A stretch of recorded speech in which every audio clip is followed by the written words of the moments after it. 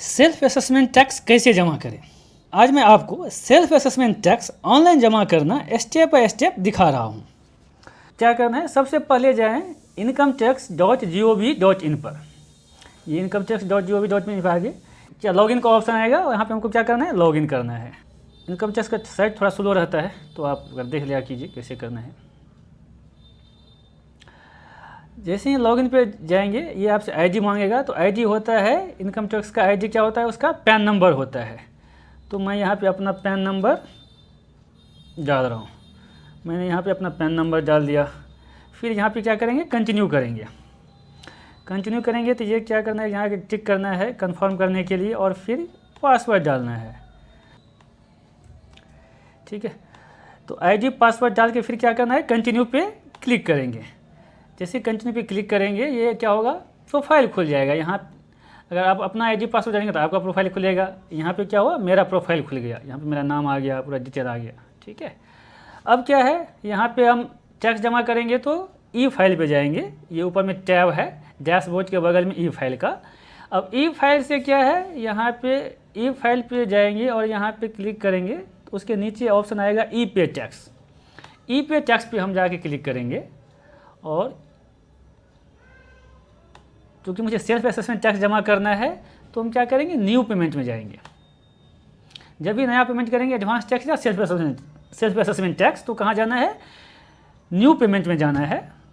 और new payment में जैसे टिक करेंगे तो आपके पास ये ऑप्शन खुल जाएगा, income tax demand as a regular assessment. तो चूँकि हम लोग का सेल्फ असेसमेंट जाना है तो इसमें देखिए क्या सब है। इनकम टैक्स में इतने सारे ऑप्शंस होते हैं तो वो आप चेक कर सकते हैं, लेकिन अभी बता रहा हूँ कि सेल्फ असेसमेंट टैक्स जमा करने के लिए इनकम टैक्स पे जाके प्रोसीड करना है। अब ये पूछेगा असेसमेंट ईयर। तो सेल्फ असेसमेंट जो जमा होता है वो हमेशा पिछले फिनांशियल ईयर का होता है और करेंट असेसमेंट ईयर, तो अभी जो करेंट असेसमेंट ईयर होगा वो है हम लोगों का 2025-26, जिसका जैसे ही हम कोई असेसमेंट ईयर सेलेक्ट करेंगे तो यहाँ पे फिनांशियल ईयर भी दिख जाएगा। फिनांशियल ईयर असेसमेंट यहाँ पे लिखा है financial year is 2024, 20 and 25 for the selected assessment year 2025-26, मतलब 25-26 का फिनांशियल ईयर 2024-25 है। ये आप क्रॉस चेक जरूर कर लिया कीजिए क्योंकि ये बड़ा प्रॉब्लम करता है। कभी कभी ये लोग क्या करते हैं, गलती से इसको असेसमेंट ईयर को 24-25 सेलेक्ट कर लेते हैं। जैसे आपने 24-25 सेलेक्ट किया, आपका टैक्स वो पिछले साल में जमा हो जाएगा, मतलब इस असेसमेंट ईयर में जमा नहीं होगा और आपका काम बिगड़ जाएगा। क्योंकि वो जो अगर पिछले असेसमेंट ईयर में जमा हो गया तो आप रिफंड भी क्लेम नहीं कर सकते हैं। तो इसलिए ये ध्यान रखना है, असेसमेंट ईयर को पूरे ध्यान से देखना है कि आपको इसी असेसमेंट ईयर में जमा करना है। और ये नीचे लिखा होगा वो देख लेना है, क्योंकि हम किस साल का जमा कर रहे हैं, किस फिनांशियल ईयर का जमा कर रहे हैं। तो असेसमेंट ईयर सेलेक्ट करने के बाद आपको मैनर हेड सेलेक्ट करना है, जो यहाँ पे सबसे ऊपर आता है सेल्फ असेसमेंट टैक्स 300 नंबर। इसको हमने सेलेक्ट कर लिया। अब यहाँ पे कंटिन्यू करेंगे। अब ये मुझसे अमाउंट पूछेगा कितना जमा करना है, तो जितना भी जमा करना है अमाउंट उसमें क्या करना है, टैक्स के हेड में ही जमा कर देना है। जो भी अमाउंट है उसको क्या करना है, टैक्स के हेड में जमा कर देना है। आपको इंटरेस्ट, सरचार्ज, सेस वो सब का ध्यान रखने की ज़रूरत नहीं है। आप अगर टैक्स के हेड में भी जमा करेंगे तो बात बराबर ही होगा। तो आपको अलग अलग हेड जमा करने की इतना ज़रूरी नहीं है। तो मैं अभी 100 रुपया जमा कर रहा हूँ और दिखाने के लिए। अब जैसे मैंने अमाउंट भर के और उसको कंटिन्यू किया तो क्या हो गया, ये पेज आ गया, पेमेंट का डिटेल कैसे पेमेंट करेंगे उसका एक पेज खुल जाएगा। अब ये डिपेंड करता है कैसे करते हैं, नेट बैंकिंग के थ्रू करना है, डेबिट कार्ड के थ्रू करना है, RTGS, पे एट काउंटर या पेमेंट गेटवे के थ्रू करना है। पेमेंट गेटवे में क्या सब आ जाता है, UPI और क्रेडिट कार्ड दोनों ऑप्शन है। तो सबसे आसान तरीका जो है वो नेट बैंकिंग के थ्रू है और पेमेंट गेटवे के थ्रू है।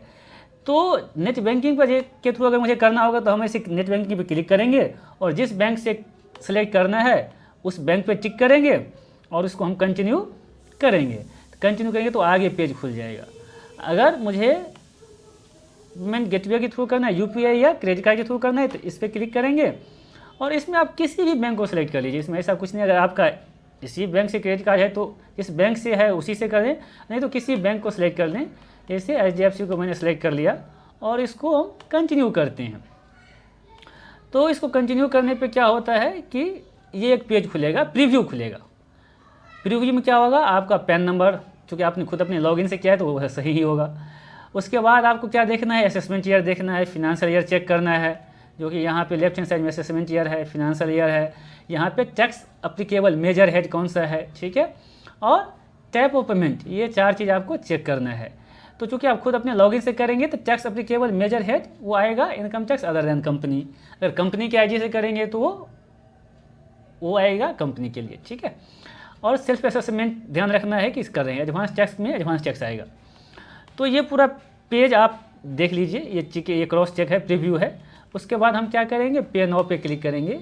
जैसे ही पे नाउ पे क्लिक करेंगे फिर भी एक ये क्या करेगा, term and condition I agree to term and condition में टिक करवाएगा, जैसे कि जनरली समय करवाता है, ठीक है।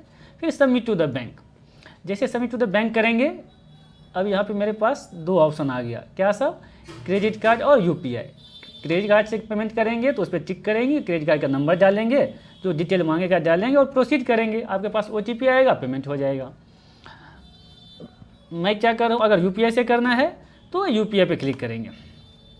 अब एक स्कैनर आ जाएगा, अब स्कैनर से जो भी यूपीआई आप यूज करते हैं उससे पेमेंट कीजिए, आपका ये पेमेंट हो जाएगा। जैसे कि मैं अभी स्कैन करूँगा और ये आपको दिखेगा, ठीक है, कि मैंने इसका पेमेंट कर दिया। जस्ट अ मिनट,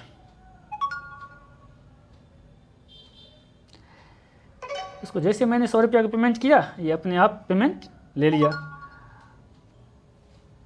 ठीक है। पेमेंट हो जाने के बाद एक ये कंफर्मेशन आपका दिखेगा कि the challan payment is successful, ठीक है। आप चाहे तो इसको यहाँ से डाउनलोड करके रख सकते हैं, नहीं चाहे तो नहीं भी रख सकते, इसका कोई बहुत ऐसा ज़रूरत है नहीं, अपने रिकॉर्ड के आप रखना चाहते रख सकते हैं, और नहीं तो फिर इसको आप हमेशा जब भी आपकी मर्जी हो वहाँ से आप निकाल सकते हैं। कहाँ से निकालेंगे, फिर अगेन वहीं पे जाएंगे, ई फाइल के पास, ई फाइल में जाएंगे, ई फाइल के नीचे ई पे टैक्स पे जाएंगे, ई पे टैक्स पे क्लिक करेंगे और ई पे टैक्स पे क्लिक करेंगे तो आप कहाँ जाएंगे, यहाँ पे सेव ड्राफ्ट जनरेटेड चालान और पेमेंट हिस्ट्री। पेमेंट हिस्ट्री में जाएंगे तो आपने जितना भी इससे पहले भी टैक्स जमा किया होगा उसका सबका डिटेल आ जाएगा। अभी मैंने जमा किया सेल्फ असेसमेंट टैक्स तो उसका डिटेल यहाँ पे आ गया। अब यहाँ पे जाइए, यहाँ पे एक्शन पे ऑप्शन होता है, एक्शंस यहाँ पे 3 डॉट है, वहाँ पे क्लिक कीजिए और चालान डाउनलोड कर दीजिए। आप कभी भी कर सकते हैं, उस टाइम में भी सेव करके रख सकते हैं और बाद में फ्यूचर में भी कभी भी आपके आईडी में हमेशा दिखता रहेगा, हमेशा रहेगा। तो इसीलिए इसको आप डाउनलोड करके रख लीजिए। तो ये था कि हम सेल्फ असेसमेंट टैक्स कैसे जमा करते हैं उसका पूरा डिटेल, ठीक है। So thank you very much. आशा करता हूँ कि आपको ये समझ में आ गई होगी। कोई प्रॉब्लम हो तो आप मुझे मैसेज कीजिए, कमेंट कीजिए, हम इस पर ज़रूर आगे बात करेंगे। सो धन्यवाद।